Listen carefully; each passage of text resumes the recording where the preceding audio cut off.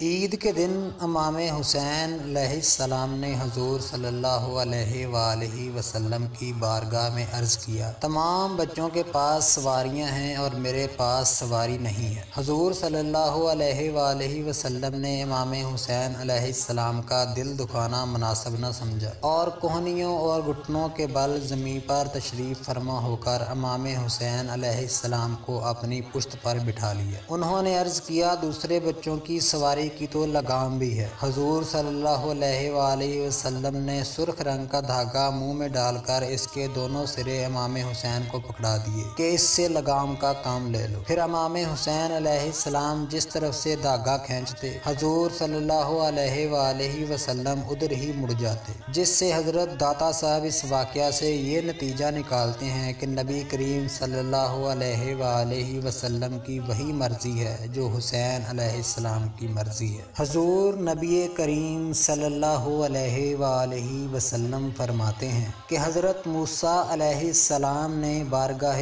خداوندی میں عرض کیا کہ مجھے حسین علیہ السلام کی زیارت کروائی جائے، چنانچہ اللہ تعالیٰ عز و جل نے 70,000 فرشتوں کے ہجوم میں انہیں حضرت حسین علیہ السلام کی زیارت کروائی۔